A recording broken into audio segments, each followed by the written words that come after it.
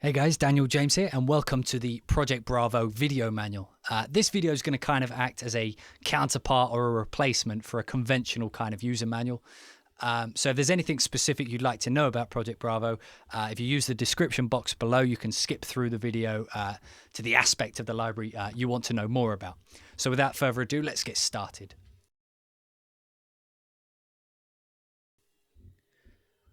So this is what the Project Bravo user interface looks like. We've tried to put it so that every parameter that you would need to sculpt and create your own sounds are right up in your face at all times. So I'm just going to show you how to briefly use the library. So if you hover over the text of a parameter, it'll turn white, and that means it's clickable. And when you click on it, the parameters in the specific display window will change. So if I want to change an effect, I click down here, I click on the text, and the context specific elements will change, so you can adjust those. So if I wanted to change my grip, I can come down here and I can move a parameter. The only other types of user interface clickable buttons we have are the knobs, which are these. You move these just by clicking and dragging. Sliders, which you click, hold, and then move left and right. And then we have one switch down here which you change just by clicking on. To enable or disable an element of the UI, you simply click the little LED to the left of it, where red is on and black is off. Down here we have the parameter display, and this little bar here shows information about whichever dial or button you're pushing at any time. So if I click here on my grit mid, you'll see that my grit mid will update in the parameter display, showing you kind of the amount of the effect that you're using.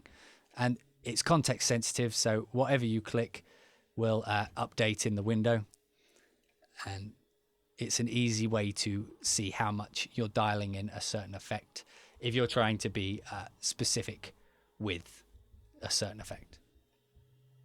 In Project Bravo, as opposed to Project Alpha, we've actually mapped the volume slider to the expression MIDI CC. So if you have an expression fader on your MIDI controller, by moving that, you'll be able to control the volume dial up here. So if things get loud, you can just pull this down and it will always update to match your MIDI CC for expression. So if you come down here, we have the ADSR section. ADSR stands for Attack, Decay, Sustain, Release. And you can think of it as a group of controls that affect a parameter. The ADSRs we've decided to add to Project Bravo are pitch, amp, and filter. So with the amp ADSR, you can change the way the amp reacts to when you push a key. So just turn the filter off here. You can change it so you've got slow attacks. You can change it so you've got really fast, stabby kind of sounds, and really long releases.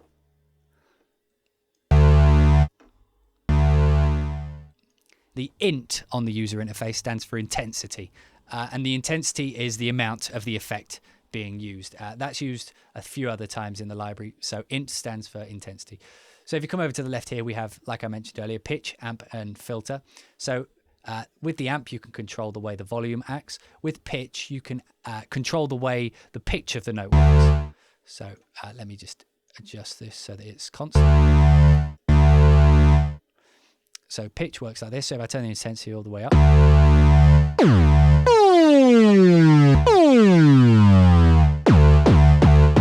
this is useful for making like kick drums, or if you want a really sharp attack on the beginning of a note.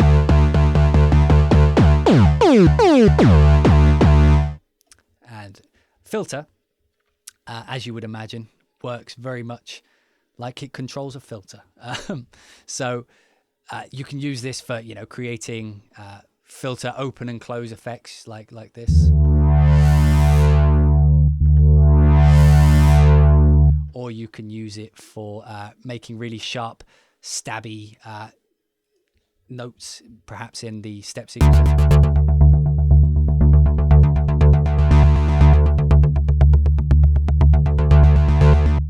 very useful, but I'll show you more about the step sequencer later. So that's the basics of how to use the ADSR section. So if we move over to the left here, we've got the effects section. As I mentioned at the beginning, to see a certain effects parameters, you just click on its text and you use the little LED light on the left to switch an effect on and off. So the first one up is the filter, and as you might imagine, this controls the amount of filter that's being used.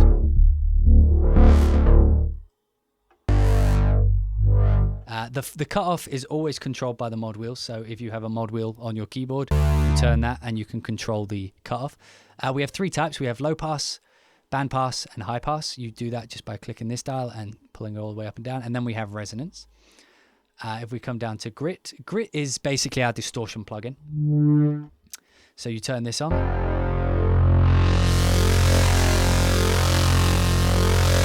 And you can adjust the distortion amount on the bass, the mid, the high. The preamp basically acts as almost like an amount of distortion. So you can really drive and overdrive the distortion. Or you can just dial it in to be a little bit fizzy. Down here we have the compactor, which is sort of like a bit crusher mixed with a sample rate changer and noise generator. So if I just play bits, will change the bit rate. The sample rate changes. Yeah, you can change the sample rate this time. And you can change the noise amount of this one. And the color controls the color of the noise.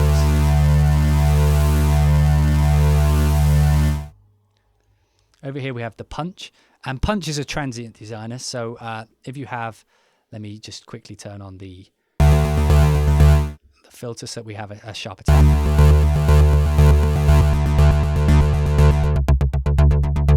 So now if I turn on the punch, and I will slowly move the attack up, and you'll hear that the attacks of each note become sharper. And likewise, if I turn it down, the attacks will become softer.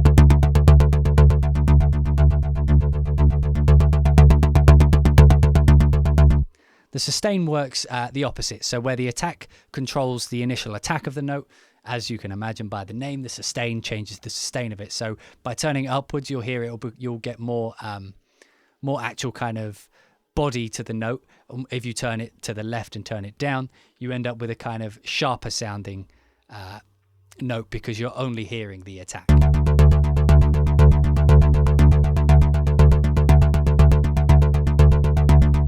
Kind of hard to tell there. Let me turn the decay.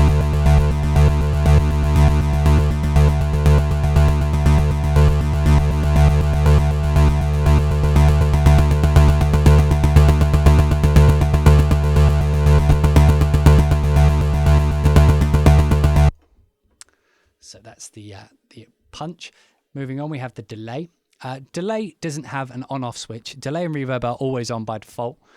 Down here, they are used as send levels, so they're always on. So if you just want to use a delay, you just or a reverb, you just click down here and drag to the amount you would like. So like I mentioned, delay first.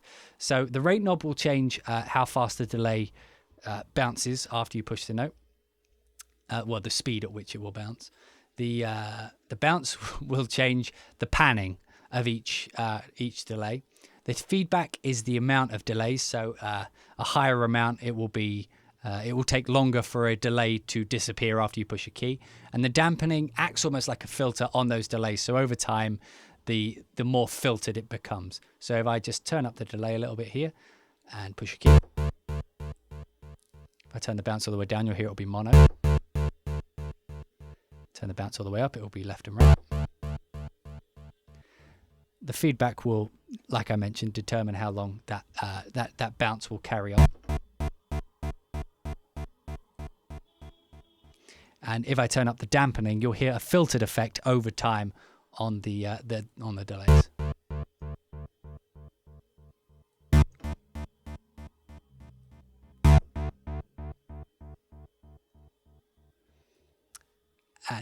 we go over here, the reverb. So the reverb acts, like I mentioned, the same way the delay does as a send. So if you want reverb, you can change the length of the reverb here by just pulling it up. It does take a few seconds to update, so you just have to give it a minute.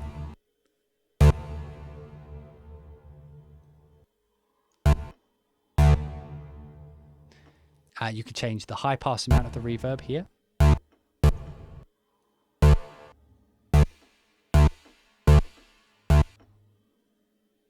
And the same, you can change the low pass here.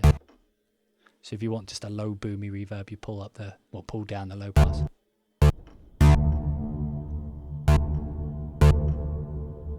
And you can really soak it in. This is where the volume dial comes in handy. So you can get creative with the reverb there. So moving up to the top right here, we have the EQ section. We've gone through a three-band equalizer. So we have our lows on the left, our mid in the middle, and our high on the right. So if I was to just play a note, let me turn this back.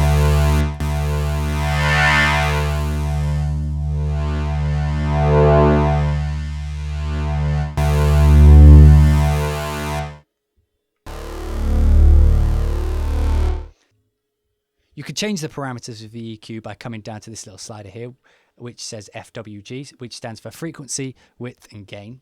So frequency is the frequency at which you're changing the EQ. The width is how wide the frequency changes. So the lower the number, the more specific. So if you've got your low width on 60 hertz, the width will, you can bring it all the way down so it's only on 60 hertz, or you can expand it so that it covers more frequencies around the 60 hertz.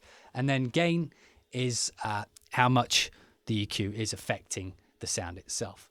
So, if you want to change the bass note and say you want a rise at 40 hertz, you come down here.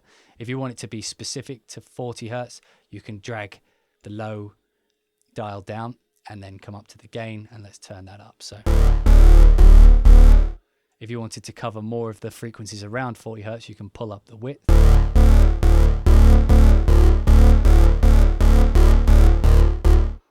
And if you wanted to change the actual note,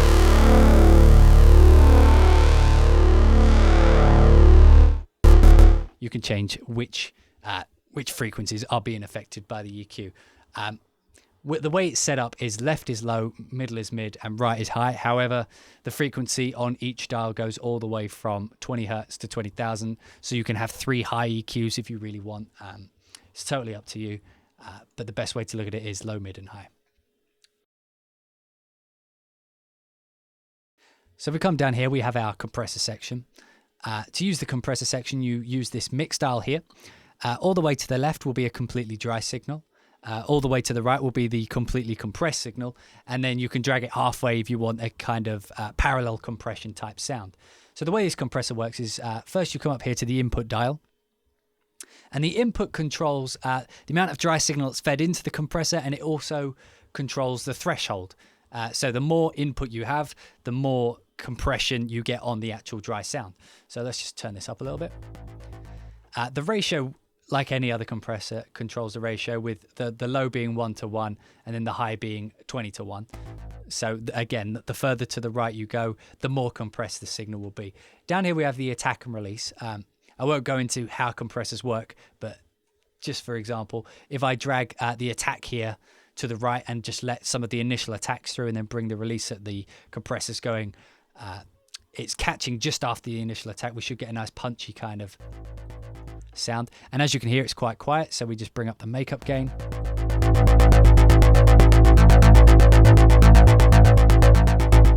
So this is the dry signal, and then I'll bring it up so you can hear the wet signal.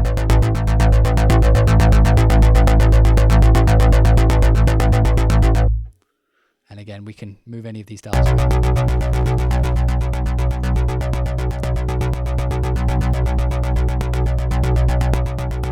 And all the way like that is a very hyper compressed sound.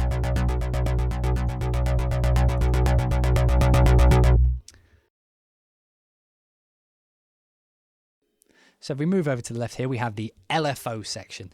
And the LFO can control two separate things. It can control the filter, which is this effect over here, and it can control the amp, which you can think of as the volume. So if we change the filter one first, let me just bring the sound. So here we just have our basic filter on. Let me just turn the filter ADSR off. So this is the basic filtered sound. Now if I was to turn the intensity of the LFO up, you'll instantly hear what it does. So we have a basic three basic LFO shapes. We have a triangle wave, a square wave, and a ramp up saw wave here. So the way these work, so you just click on these little buttons here and it will change which filter is being used.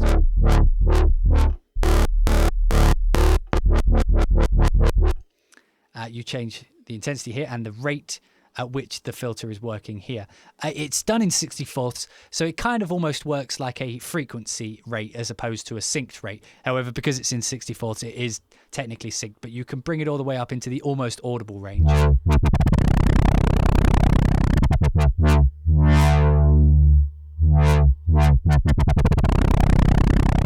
And again with the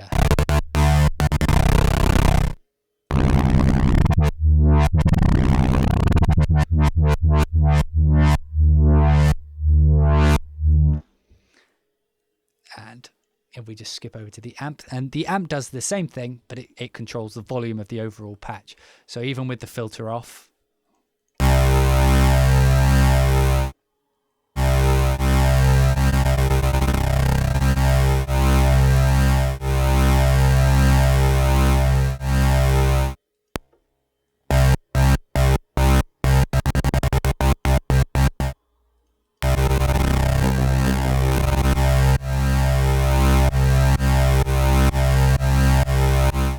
and you can, of course, if you want, use both at the same time for weird rhythmic effects.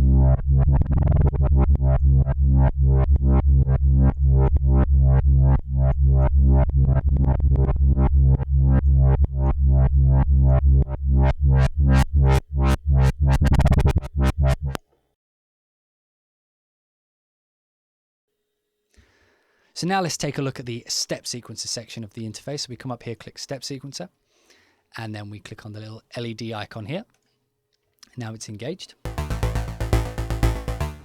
The step sequencer works very much like it did in Project Alpha. So the steps here, each step will control an individual note, and these little bars control the velocity or the volume of each note. The little numbers above control which key you push in a chord will be played at that point, whereas one will always be the furthest left note, and the higher notes will be whatever's to the right. So if I push, for example, a D minor here, the D is my 1, the F is my 2, and the A is my 3. So if we look up here, it's going to be going A, D, F, D. The numbers on the right, on the left here, sorry, are how many steps you're going to be using. So if I change this to 4, we'll only be using these 4 steps, which will loop. And then down here we have the panning per step. So each step can have its own individual pan. So you can create some really interesting panning rhythmic type effects.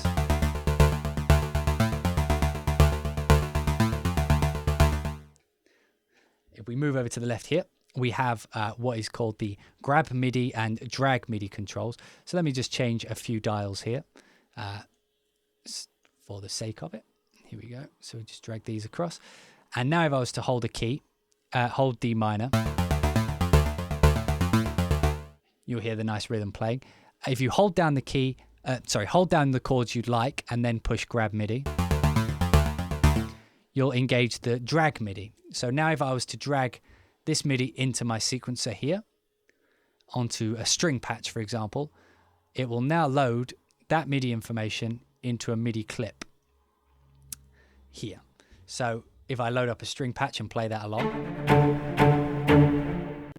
and what it's doing is it's taking the information here, the velocity information and the note information, and it's turning it into MIDI information so you can layer your patches alongside your sequence patterns in Project Bravo. So if I was to play, just play this again,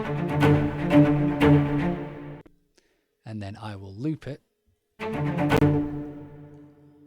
and hold down the same chord with Bravo, you'll now hear that they will layer together.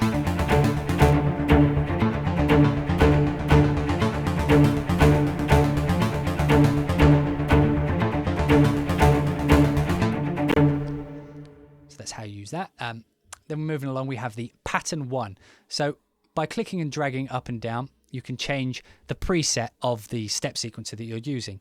To change these live, you can come down to these little key switches on your keyboard and it will change them for you. You can set up to 8.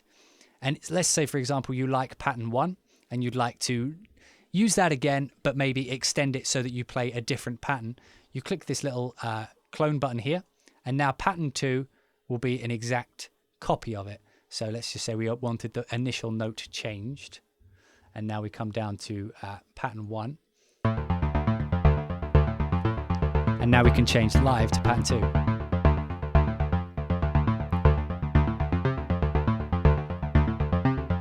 And then back to pattern 1. Then maybe pattern.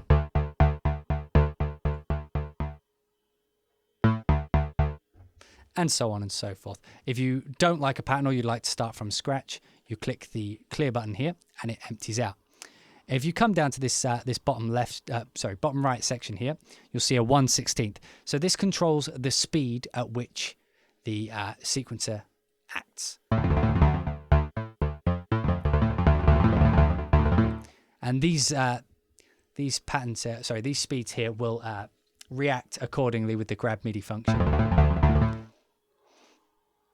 So now you can see that. I'm going to turn these up. And again, if I pull these down to 8ths, hold down my chord and push grab MIDI, and then drag that in, we now have 8th notes.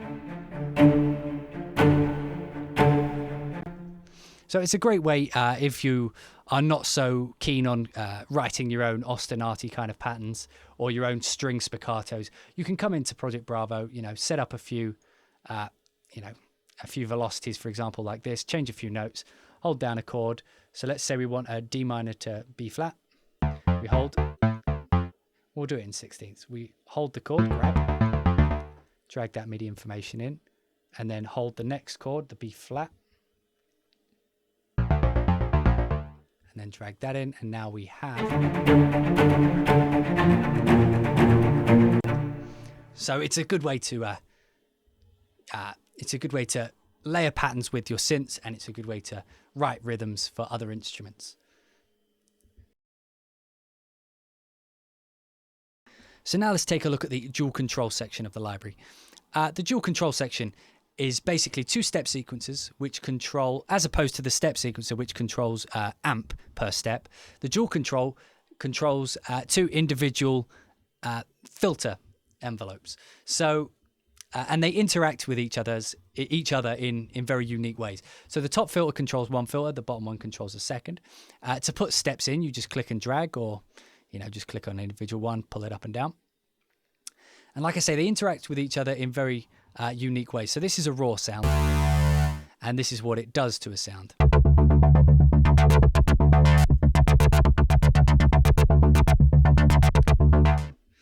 And the way it does this is like I mentioned, it controls 2 separate filter envelopes.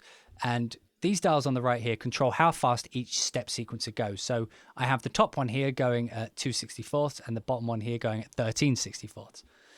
The number on the left here controls the how many steps in the step sequencer you want to use. So if I bring it down to 1, I can show you what each step sequencer by itself sounds like.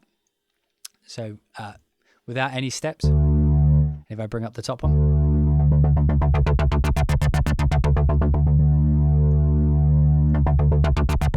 if I bring up the bottom one by itself, and if I bring up both together,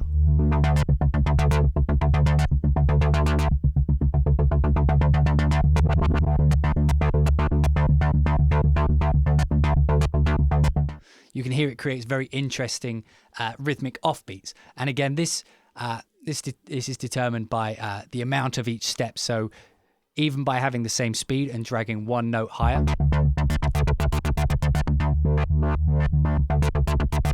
you you can create very unique rhythmic sounds of your own. So if I just drag along here and create very random one and bring it up to 16,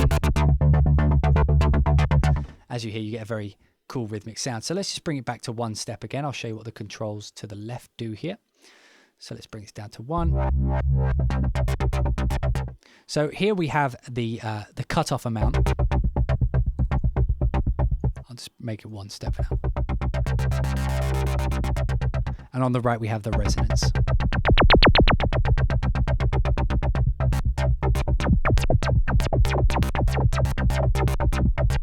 So again, you can create a rhythmic sound that's very unique to you. It's very easy to create something unique with this because of the amount, not of randomness, because you can control the randomness. However, because of the amount of interaction that goes between the 2 step sequences, it's very easy to be unique with it. So.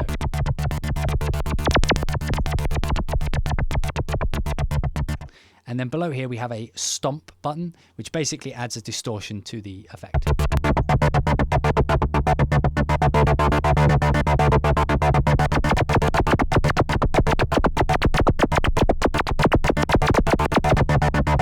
For creating really dirty kind of sounds.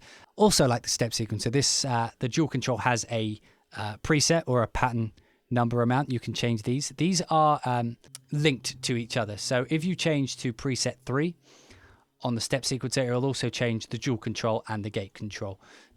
Like I mentioned in step sequencers, to change through these, you click on the keys on your keyboard, which correspond to the preset number. If you'd like to clone a preset, you click the clone button and it will move it to the next available step. And if you'd like to clear one, you just click the clear button and it's gone.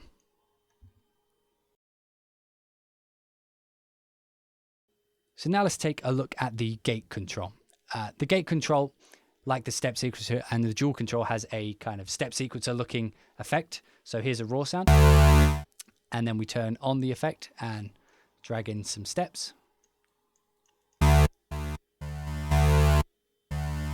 And it works very much like any other gate control. So if you'd like to have like maybe a rhythmic trance type thing, you can have every other step on full and every other step off, which will sound like this. Again, you can change the speed that the gate control works down here on the bottom right just by clicking and dragging this up.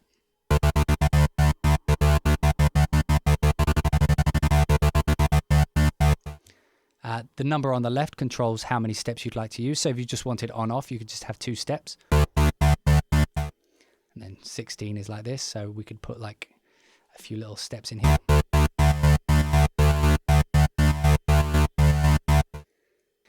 The gate control, like the dual control and step sequencer, also has patterns or presets. Again, going up to 8. And like I mentioned earlier, they are linked. So if you change the preset on one, it will change the preset on the other. To change the preset, you just come down to this bottom left section here, or on your keyboard, you push the corresponding keys and it will change the preset, which you can also change live. So if I was to use the second preset and have something completely different, let's just say 4 steps, and then on, off, on, and then half on. We can change presets on the fly.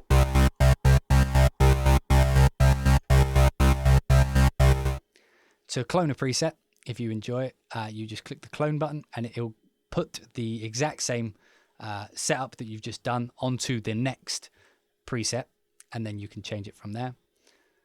And then if I like the third one, I can clone that, and that's now on 4. If you don't like one and you want to start from scratch, you just click the clear button and it's gone and it goes back to 8s.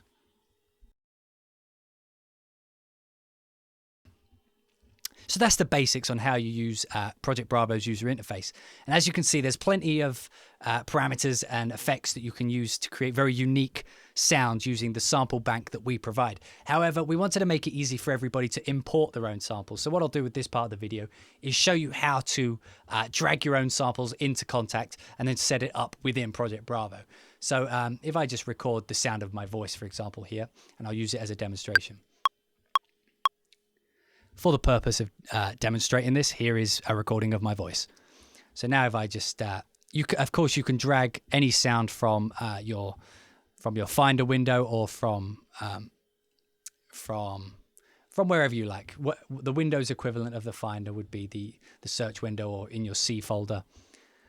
So what you want to do is you want to click the little wrench button at the top left here, which will bring up the contact edit features. And what you want to make sure you have selected is the mapping editor. So if I just close the other two for now, you want to have the mapping editor, which looks like this, and you delete whatever's in there. You just click on it and push delete. And then what you do is you drag your sound from your Finder window or wherever you've got it, and you put it on the corresponding key to the note it is. I spoke, so it's not important which key I put this on, but if you wanted to record your own piano sound or your own synth and you hold a C key, you want to drag that in and then just drop it down on C. So now that will be mapped to the C note. So if for the purpose of demonstrating this, here is a recording of my voice. So there's the very poor example of me doing a vocal. And then what you want to do is you want to stretch this across the keyboard. So what you do is you click the note and then you click and drag and all the way to the right. And you don't want to go any lower than maybe C-1 with this, because you don't want to go into the preset range here.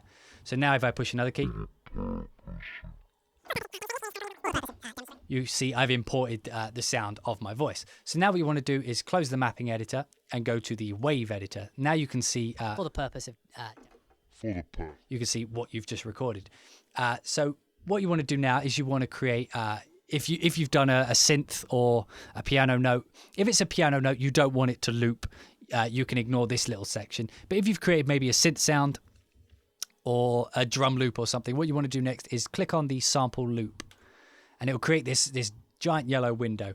And what you want to do is come over to the left here until it changes the icon to the line with two arrows either side, and drag to where you want the start of your loop to be. So let's say I just want it here, for example. Now when I push, or if I want to encapsulate everything, I can drag it to the left, which is lovely. But I'm going to bring it here. If you want to change the ending, you do the exact same, come to the end, and then you can drag to where you want the ending to be. So let's say here. A very irritating sound, I'm aware. If you make sure that your source sampler is on sampler here, you will be able to add a crossfade, which basically fades in the amount of the loop. So if the loop has a sharp end or it ends in the middle of a note, it won't click when it loops. For the purpose of demonstrating this, here is a recording. So it just basically adds a little fade in so that there's no clicks on the loop point. So now if you've got, say, for example, a beat or a drum loop, you'd come over here to sync slice. You turn that on, which I can't do right now. But what you want to do is you want to come down to either use the Beat Machine or the Time Machine Pro. If it's something like a guitar loop with notes in it, you want to use Time Machine. For the purpose of so you'll see that the timing won't ever change. It'll just change the note. And if you use Beat Machine, you can set how fast your loop is here. For the purpose of demonstration. For the purpose of, and you can change that with the grid and turn that on here and turn that off here. However, if you put on the sync slice and use Time Machine and Beat Machine, it will change your source type here. See, this has changed to Beat Machine, and if you have that, you can't use the crossfade feature. So if you want the crossfade, you need to be in sampler mode, which means you're not synced. So that's just depending on whatever samples you use. I'm just going to turn the grid off here. So now let's... For the purpose of demonstrating this, here is a recording. So now I've got the patch loaded into Bravo. That's all it takes. It's a little bit complex, but once you get your head around that, now I can do whatever I like with my voice. For the purpose of demonstrating this. Add some distortion, maybe put on the step sequencer. Bring down the, make it a snappy kind of. Bring in the filter maybe. I'm going to drag the start point of the note. I forgot to mention that. So the start points here. If you want your sample to start in a specific place, you can drag the start here, and the ending same on the right.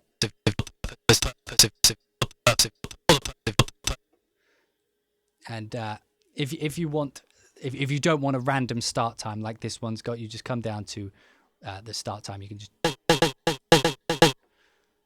So now you've got the sound of my voice, like this. For the purpose of. So using the ADSR, I can make it short. Nice. And now I can turn on the step sequencer like I was doing. Just going to drag all these down to 1 so that all I have to do is push 1 key. This is just an example. You can do whatever you like. Turn on the grit, bring down the filter maybe.